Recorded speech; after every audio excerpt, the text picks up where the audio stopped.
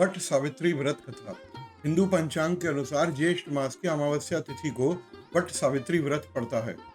आज के दिन सुहागिन महिलाएं पति की लंबी आयु और अच्छे स्वास्थ्य की कामना करते हुए वट वृक्ष यानी बरगद के पेड़ की पूजा करती हैं। इसके साथ ही वह कामना करती हैं पति के साथ साथ संतान भी सुखी रहे।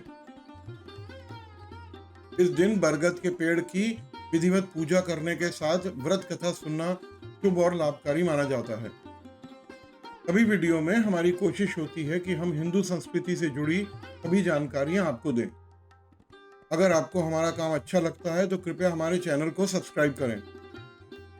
भद्र देश के राजा अश्वपति को संतान सुख प्राप्त नहीं था।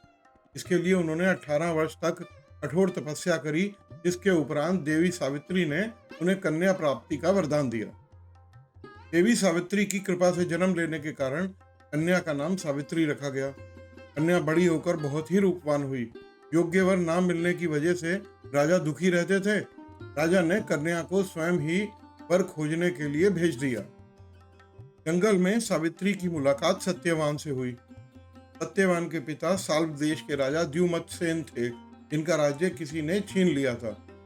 उनके पुत्र सत्यवान को देखकर सावित्री ने पति के रूप में उनका वरण किया।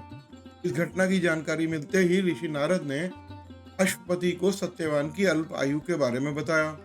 माता पिता ने बहुत समझाया, परंतु सावित्री अपने धर्म से नहीं डिगी और उसके हट के कारण राजा को झुकना पड़ा। सावित्री और सत्यवान का विवाह हो गया। सत्यवान बड़े गुणवान, धर्मात्मा और बलवान थे। वे अपने माता पिता का पूरा ख्याल रखते थे। सावित्री राजमहल छोड़कर जंगल की कुटिया में आ गई थी और वह राजसी वस्त्राभूषणों का त्याग कर अपने अंधे सास ससुर की सेवा में जुट गईं। सत्यवान की मृत्यु का दिन निकट आ गया। नारद ने सावित्री को पहले ही सत्यवान की मृत्यु के दिन के बारे में बता दिया था। समय नजदीक आने पर सावित्री अधीर होने लगी। उन्होंने 3 दिन पहले से ही उपवास शुरू कर दिया। नारद मुनि के कहने पर सावित्री ने पितरों का पूजन भी किया। प्रतिदिन की तरह सत्यवान जंगल में लकड़ियां काटने जाने लगे तो सावित्री उनके साथ गईं। वह सत्यवान के महाप्राण का दिन था। सत्यवान लकड़ी काटने पेड़ पर चढ़े, लेकिन सर चकराने की वजह से नीचे उतर आए। सावित्री पति का सर अपनी गोद में रखकर उसे सहलाने लगी। तभी यमराज आते दिखे, जो सत्यवान के प्राण लेकर जाने लगे। सावित्री भी यमराज के पीछे पीछे चल दी। यमराज ने सावित्री को समझाने का बहुत प्रयास किया, परंतु सावित्री ने कहा, जहां मेरे पति जाएंगे मुझे वहां जाना ही चाहिए। बार बार मना करने के बाद भी सावित्री पीछे पीछे चलती रही। सावित्री की निष्ठा और पति परायणता को देखकर यम ने एक एक करके वरदान में सावित्री के अंधे सास ससुर को आंखें दी, उनका खोया हुआ राज्य दे दिया और सावित्री को लौटने को कहा। पर वह लौटे कैसे? सावित्री के प्राण तो यमराज लिए जा रहे थे।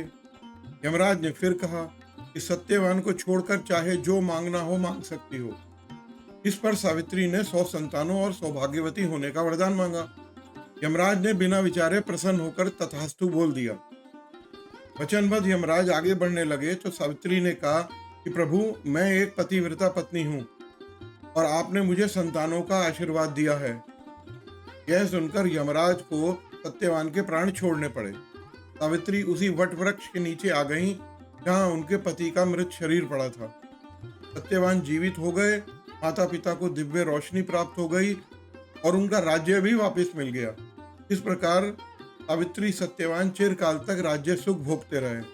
अतः पतिव्रता सावित्री की तरह ही अपने सास ससुर का उचित पूजन के साथ ही अन्य विधियों को प्रारंभ करें। वट सावित्री व्रत करने और इस कथा को सुनने से व्रत रखने वालों के वैवाहिक जीवन या जीवन साथी की आयु पर किसी भी प्रकार का कोई भी संकट आए वो टल जाता है।